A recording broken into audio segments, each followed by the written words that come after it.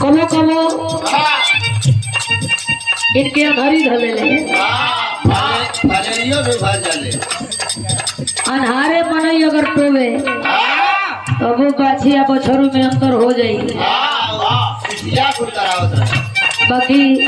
शिशिया की सगवा सगवा इनके अधरी धले अंधा लाचार है।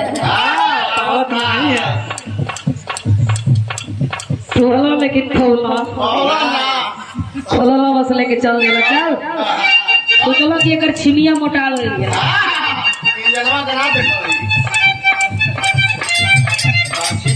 ओके लेके धोला भर शिवाने घरे अइला बड़का भैया कहला कि जा तू नीतियों खराब कर बाछी की जगह बछरू लेके घुमा ताड़ा। देखी जा कबो कबो कहल जाला कि बात पर बात ना होले बात रोवेले तीन के खींच काट होला रात रोवेले पूरी में परात ना होले तो परात रोवेले। इहो सही बात है, सही बात है। बरसे कमल भीगे पानी चला हमको यही नहीं है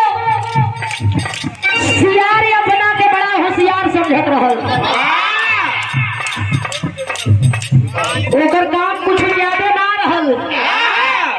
मड़ई टाटी फाड़ के ढुक जा शेर बकरी के हो कपावे मुर्गी मुर्गा उठा के लिया सिवाने में अपन खूब माऊ माऊ करे। कुछ दिन यह काम कैलाश मोटा के एकदम लाल हो गई। बाकी सियारा कहलों से भाई दिन पर दिन तो रंग बदलत जाता प्लास्टिक सर्जरी नहीं खे न करवले सियारा कहलों की नाम तू नहीं खो जाना। हमार गांव में बड़ी चलती है हम जब जाइला तो हमके वो मिल जाला जब हम सोचले ना रहिला। बाकी ठौरा कहलों से कि चल तनी कहियो हम हानो के दावत पर ले चल हम हानो के तनी देखाओ कि तोर गांव में कितनी चलती हम हानो जानल जा। सियार भाई कहला कि आज ना बिहान चले के शाम सवेरा मीटिंग होखे लागल सब बटुराइल ह अपन जो न बहन 4-5 दिन कहूं सब हेती हेती जो न कांख बा हेती हेती पूछ बा उहो अगर आता न सकिया जाइली गांव में दावत खाए उहो अपन कूदो तना सा मार रगड़ो तना सा ये कोने। बाकी वही माए वो सियार भाई तनी हमारे महेंद्र गुरु खाली रहल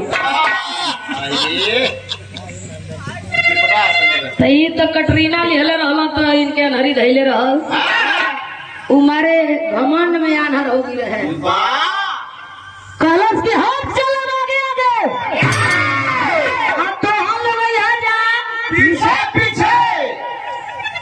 वही माजवन चल का रहल कहला ना तोहरे पखुरा में अब हम डंडा बांधल जाई ओकरे बाद तू आगे आगे चलिह पीछे पीछे हम का चले के एवं मजगरे डंडा ओकर है पखुरवा में पिठिया पर लगा के बांध दे आगे आगे ही चले लगल पीछे पीछे। बाकी सियार जब गांव के गोइड़े ही गइल तो यही में 2-4 गो उन्होंने के रही ना गइलू अपन मुंह खोल ले आदत से मजबूर हुआ गइल से तब ले गांव के कुकुर सगरी झोकिया गइल उहो कुकुर आ गइल से जौने का खोपड़ा सड़ गइल बे तैयारी में उहो कुकुर आ गइल से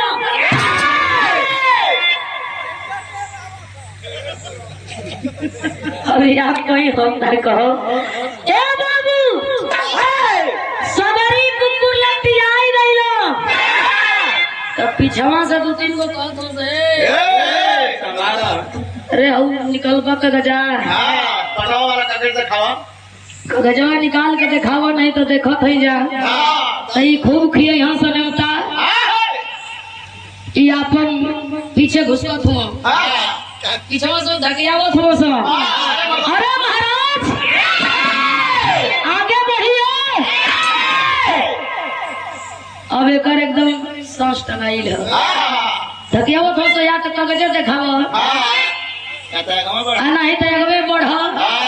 नहीं तो हम कदे कुछ कह जब एकदम करीब गांव का कुकुर झोकिया के अइलो तभी कहत है कि भागा से सारे ई सब अनपढ़ हो सन ई कागज देखौले बना जन यहाँ से भाग चलो सब बाकी जब सियारे तरी सुनलो तो ई भाग भाग के अपने अपने बियरी में आके ढुक गइलो सब बाकी जब ई ढुकल हो प्रधान जी तो खाली हेतने हेलल पीछे का धार बहरे है सब दुकानिया बाहरे रह गई ई मार परियाई करत हम कोशिश करत हम फड़फड़ात हम डंडा वही दुआरी पर एकदम रुकल है खूब प्रयास करत हो कि हम उहे लेती बियरिया में अगर ई कुकुर पहुंच गइलो सब जवन एगो दुकान है घूमतिया के घर है हम नाम का देना सब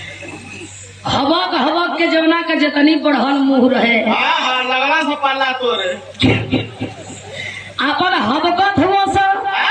जवन वही में छोट बड़का हुआ सब कहां से ले सारे परवे खींच ले अपन मजबूती के साथ काम सगरी कुकुर कइलन और सिकइलन ई अपन वही में भेज को छोड़त हो छपियात हो बाकी अपना अपना बियर में से ताकत हो सो कबो ठुकत हो सो कबो ताकत हो सो कुकुर गांव का नोचत इनके खत्म कर देहलो सवेर का बेला गांव के लोग गइलो देखलो कि सियार के करियाई में डंडा सियार मरल बाकी कुकुरा जात नहीं खन से घोरियाउले बनो वही जब बैठल हो सब लोग मारल कुकुर तो भाग गइलो डंडा खोल के लोग ले गइलो नारे के किनारे फेंक गइलो वही नारा के किनारे सियार भाई गाछी ले हुआ फिर शाम को कहर सियार पटका गई सगरी सियार गइलो से जा के पर हुआ कैले बनो सा उठ सियार भाई उठाओ प्रधान जी पटवा कहां है उठ कैसन तो वही में गई हमार महेंद्र गुरु हो पूरा शिवाम धाम नहीं हम तब जाने हम कि हम गलती में है भला बच गई गांव के कुकुरन से नहीं तो उनको तो जवन गति भइल रही उहे जाने लगा था बाकी तू तेरी बोले लायक ना हो गई था